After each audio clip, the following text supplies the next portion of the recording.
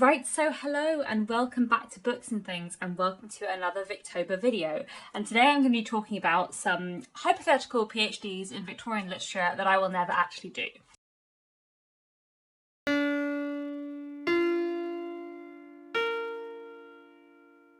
So, this may seem like quite a random topic for a video, but it's something that has been playing on my mind for a while, and I thought it might make a fun video during Victober. I am very unlikely to ever do a PhD in English literature. I studied English and history, joint honours at university at undergraduate level, and then I went on to do a master's in creative writing, which was really fun, but I have no intention of ever doing a PhD.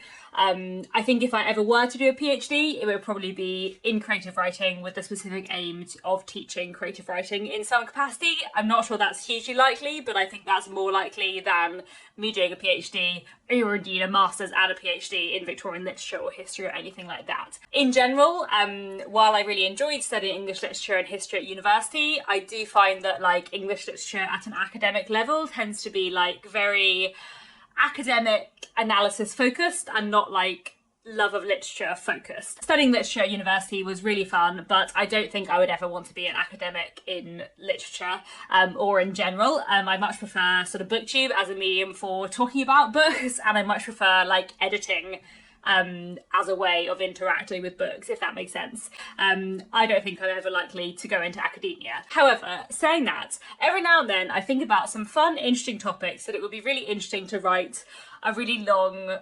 Victorian literature PhD on, or kind of study of. So I thought today I would go through 5 hypothetical PhD topics / questions in Victorian literature that I will never actually do, but I kind of enjoy pondering on in my spare time. So hopefully this is a fun video. Let me get started. So hypothetical PhD 1 will be on changing presentations of gender in Charles Dickens. Just holding up one Dickens book here as an illustration. But basically this is the topic that I did my undergrad dissertation on. So in my last year at university, in my history and English literature degree, my dissertation was on gender in Charles Dickens, and specifically on how it changes from his early books to his late books. My title, which begins with a quote from the Pickford Papers, I think, and then explains the topic. My dissertation title was "The Males Turned Pale and the Females Fainted, Changing Presentations of Gender in the Novels of Charles Dickens." And in that dissertation, I looked at how gender changes over time from Dickens' early novels to his late novels, how his presentation of gender roles and gender relations change, how his depiction of femininity and masculinity changes. I can't remember exactly how long my dissertation at university was allowed to be. I think it was something like 12,000 words, so it wasn't that long. And I wrote so much for my dissertation that I had to scrap. I think I wrote a good 25,000 words and had to cut it in half because I just had so much I wanted to say. I chose to focus on 7 of Dickens's 14 full-length novels. I really wanted to write about more, but my dissertation supervisor was quite wary of letting me even write about 7 books. He said that was too many to write about in my dissertation, and I said, well, if I'm going to write about how Dickens's presentation of gender changes over time, I need some books from throughout his career. I focused on the Pickford Papers, Nicholas Nickleby, Martin Chuzzlewit, Dombey and Son, Bleak House, Little Dorrit, and Our Mutual Friend. But I would love, in some hypothetical life, to do a PhD on this topic and look at all of Dickens's novels and how Dickens writes about gender in all of them, and do a really in-depth study looking at lots of things in detail and looking at how gender changes over time in his books. Very broadly speaking, I do feel like there is a really massive change between Dickens's early books and his late books in terms of how gender relations are depicted. In Dickens's early novels, masculinity and femininity are both much more rigid in their structure, and in general the female characters are less interesting, less well developed, mostly stereotyped, and the male characters, while more developed and more important, do tend to fit into narrow types more. And then when you get to his later books, that shifts a lot. Dickens obviously became much more interested in gender and gender relations as he got older, and in his later novels you can see some really interesting departures from traditional masculinity and femininity, and you can see some really interesting characters who are much more complicated. You can see a lot more interesting female characters. Some critics say that Dickens can't write women, and I feel like if you read the Pickford Papers you would think that's true, but if you read Our Mutual Friend, I'm not sure you would. Lizzie Hexam is a very complicated character. Basically, I just feel like this is a really interesting topic, and and I would love to write about it more. The other thing I wanted to tell you before I move on to my next hypothetical PhD was kind of how I structured my undergrad dissertation, because I feel like I enjoyed that structure, and that is probably how I would structure a hypothetical PhD on this subject. So I had 4 chapters, and each of them had like a topic and a quote, and I really enjoy the quotes, so that's mostly why I wanted to read you my chapter titles. So chapter 1 was, "You had better murder him than marry him if you really love him. Gender, marriage and family dynamics." Chapter 2 was, "His manly tears upon her cheek. Gender, emotion and the body." Chapter 3 was, "Like his better angel. Gender, morality and the Dickensian ideal." And chapter 4 was, "Once more, duty, duty, gender, work and duty." And in general, I just had a lot of fun writing my dissertation, and I could have written 100,000 words on this subject. So if I were to ever do a PhD in Victorian literature, which I won't, this would be an option. But moving on to PhD number 2, this is probably what I would actually do a PhD on if I were to ever do a PhD in Victorian literature, which I won't, but this is the topic I feel like would be the most interesting. And I'm calling this PhD, hypothetically, Disability and Rebellion in Victorian Literature. I've spoken before on this channel about the fact that I'm really interested in disability within Victorian literature, how disabled characters are presented, how disability is explored, how it is used in Victorian novels, and kind of what we can learn from that about how the Victorians viewed disability and difference and so many other things. I made a video years and years ago about the presentation of disability and deformity within Victorian literature. I'll leave that link down below. Though, as I said, it's quite an old video, and since then I have read many more interesting works of Victorian literature with interesting depictions of disability. And since then I also read this fantastic book, Plotting Disability in the 19th Century Novel by Claire Walker Gore, which anyone interested in disability in 19th century literature should absolutely read. It's a fantastic book. And I feel like I'd be really interested in doing a PhD on disability in Victorian literature, and specifically on disability and what I'm calling rebellion. I'll explain a bit more what I mean in a second. So within Victorian literature, there are some depictions of disabled characters that are very like stereotyped and kind of falling into sort of stereotyped victim roles or stereotyped villain roles, you know, simplistic, frustrating portrayals. Those do exist within Victorian literature, and I think when we think about the way disability was written about in the past, that's what we think of. But actually within Victorian literature, there are also a lot of way more complicated portrayals of disability, and actually in general, I would say there is more disability representation within Victorian literature than within modern literature that I read. I don't know how accurate that actually is. That would be another interesting thing to do a PhD on. But in general, I would say that when I pick up a modern book and when I pick up a Victorian book, I'm more likely to find representation of disability in the Victorian book. And sometimes that representation is really interesting and is really complicated. And one thing I've noticed is that often within Victorian literature, disability goes hand in hand with the breaking of social norms, and you often see disabled characters within Victorian literature stepping out of the structures of Victorian society in various interesting ways. So throughout Victorian literature, you can see disabled women who step outside of gender norms, and because they are not having a kind of conventional life in one sense, they actually end up having an unconventional life in a lot of different ways, in a way that is really, really interesting to look at in terms of gender in 19th century literature. So for example, you have a character like Olive in Dinah Mullet-Craik's novel Olive, who has scoliosis, curvature of the spine, and she is told from a young age that because of this, no one will want to marry her. She's never going to get married and have children, as Victorian women are expected to do, and therefore she becomes an artist, and this book looks at her life a lot. Or you have a character like Jenny Wren in Our Mutual Friend, who is like 13, 14 years old and owns her own business, and we're kind of told that one of the reasons why she has her own business is because as a child she was never kind of physically well enough to play with other children, but she was physically well enough to sit on a chair and work, and therefore she's sort of this business owner as a teenage girl. In many Victorian novels you will also find disabled working class characters who sort of step into more middle class jobs because they can no longer do manual labour. That's especially true in a couple of Elizabeth Gaskell novels. There's a character in Mary Barton that is true of, and also in My Lady Ludlow. And there's also a real correlation between disability and queer queerness or sort of characters who are queer-coded within Victorian literature, thinking of characters like Cecilia in Drama and Muslin by George Moore, or Phineas in John Halifax Gentleman by Diana Mullet Craik, or Phil Squad in Bleak House by Charles Dickens, and there are more as well. You know, that's something I find really interesting too. There would no doubt be so much more to discuss, and this is a really complicated issue, but I feel like writing a PhD about this could be really interesting. I feel like I've been rambling a lot, but my other 3 ideas are much less well developed,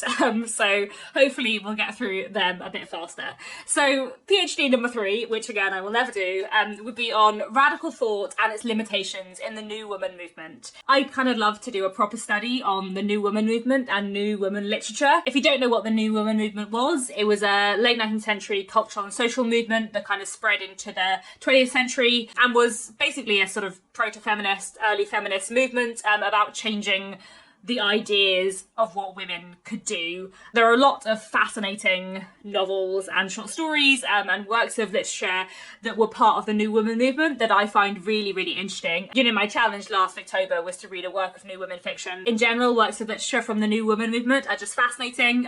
Just picked up 2 at random here from my shelves. This is The Odd Women by George Gissing and A Struggle for Fame by Charlotte Riddell. But I'd also especially recommend Gloriana or the Revolution of 1900 by Lady Florence Dixie and The Beth Book by Sarah Grand. And one thing I find really, really interesting is that in some ways it's exceptionally radical, and some of the New Women novels are kind of really, really radical. But on the other hand, there are a lot of limitations. I think it would be fascinating to write both about kind of how radical the New Women movement was in its literature and its thought, but also how limited it was in other ways. You know, some of the kind of New Women novels come across as a bit patronising, or some of them are very limited in terms of sort of only aiming for change amongst middle and upper class women, or only white women, unmarried women, kind of focusing on a particular social group, and kind of looking at where those limitations are would be really, really interesting, I think, to write more about.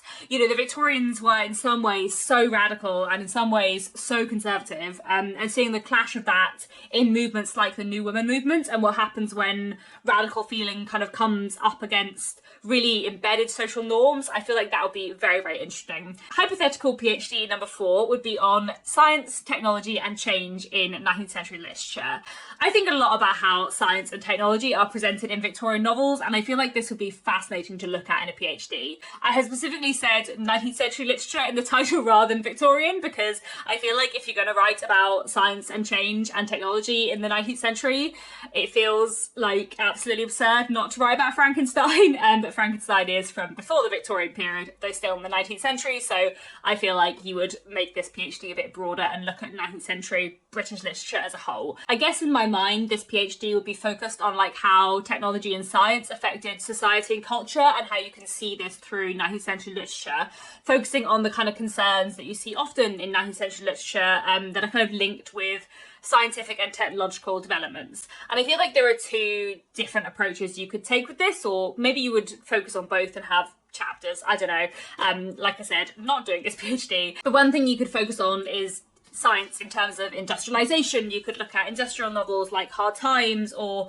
North and South by Elizabeth Gaskell, and kind of how these books look at how industrialisation changes society. You know, in Hard Times, Dickens is really worried about like not just the industrialisation of the economy, but the industrialisation of the mind, the industrialisation of the soul. You know, Dickens was concerned that an increasing focus on machinery meant treating people like machines, and if you treat people like machines, do they become like machines? And how terrifying is that? And that stuff is really, really fascinating. But another way that science and scientific change kind of influence Victorian literature would be through the theory of evolution. And I think you can see in quite a lot of literature from the kind of later decades of the Victorian period this concern about evolution, the idea that, well, if humans have evolved from animals, does that mean that humans are no better, no different than animals? And if humans have evolved from animals, couldn't they devolve back to being animals? And you can see those sort of ideas reflected in books like Dr. Jekyll and Mr. Hyde by Robert Louis Stevenson, or The Time Machine by H.G. Wells. Probably The Island of Dr. Moreau by H.G. Wells as well would be quite interesting for that. I just feel like there will be a lot to look at in terms of how the theory of evolution affected literature. I feel like that could be a really interesting thing to look at. And then finally, hypothetical PhD number 5 would be on how serialization and publication format affected Victorian novels. And I feel like that would be sort of like an English literature PhD, but with quite a lot of history in it. Like, it'll be quite a lot about the history of reading and the history of publication, as well as about how people interacted with texts and how texts were affected by the history of the publication. So in a way that would suit my background, underground, very well. But as I said, not going to do this, but the hypothetical is fun. Serialization is such a fascinating part of Victorian literary and publication history, and I would love to study it more. And it would be really interesting to look at like how trends changed over time in terms of serialization, and how the changing trends in serialization and publication format affected trends in literature. Serialization feels so quintessentially Victorian, partly because the Picture Papers, which was published at the very start of the Victorian period, was kind of the novel that repopularised serialization and then made it into a huge thing. And throughout the rest of the 1830s, 1840s, 50s, 60s, serialization was hugely popular. But in the latter decades of the Victorian period, it really started to tail off. And so a lot of later Victorian books were not serialized. And also throughout the Victorian period, some books were serialized and some were not. Some were published in volume form to begin with. Personally, as someone who loves Victorian literature and who reads a lot of Victorian novels that were serialized, I feel like I can really see how serialization affected, characterization, plot structure, pace, so much more. Even just thinking about the length of so many serialized novels, this kind of size of book just doesn't feel so intimidating if you're reading it in monthly parts over 18 months. And Victorian novels in general tend to have very different pacing and plot structures to modern novels, partly because of the fact they were serialized.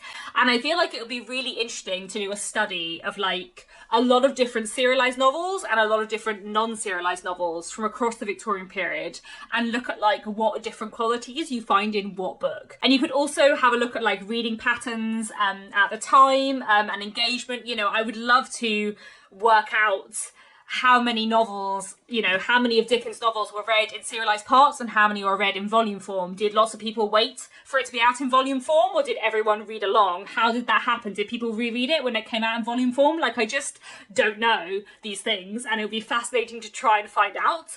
And I guess you would have to look at contemporary reading patterns and engagement. You'd look at contemporary reviews, see if you could find mention of people reading serially in Victorian literature and Victorian diaries and that kind of thing. It would be fascinating and probably very time consuming. I feel like this would be the most difficult PhD of all the PhDs I am suggesting today. And like I said, it would probably be a mixture of English literature and history, because you would be looking both at the texts of the novels themselves, but you'd also be looking at the history of reading, which would be super fun. I did actually do an essay on the history of reading while I was at university, because I did a module on Victorian social history. And for that history module, one of my essays was about the history of literature. Specifically, I think the title was something like, what impact did industrialisation and urbanisation have on the form and content of literature in the 19th century? And that was really fun. And I wrote lots about, serialisation and the printing press and like the boom of the novel in the 19th century, how many more books were published in the 19th century. There are many reasons why a lot of like the most famous books in the history of British literature come from the Victorian period. But some of the reasons why would include the fact that paper was cheaper, printing was faster, and literacy was on the rise. So more books could be printed and more books could be read. And it would be really, really interesting, I think, to do a Victorian literature / history PhD about serialization specifically, and the difference between serialization and volume form publishing, the different kind of ways that books were published and how that affected how people read them. I just feel like that'd be really cool. So there we go. Those are 5 hypothetical PhDs in Victorian literature. I highly doubt that I will ever do any of these PhDs or any PhD at all. I am quite happy with my career as an author and an editor, and I have quite enough to do with my time, but I feel like it is fun to discuss these things anyway. So please do let me know down in the comments, what do you think of these ideas and these questions? Have you ever considered doing a PhD or, an extended study on a particular topic? What would it be about? What would you focus on? What would your academic interest be? That's all for now. Thanks so much for watching, and I'll be back very soon with another Victober video.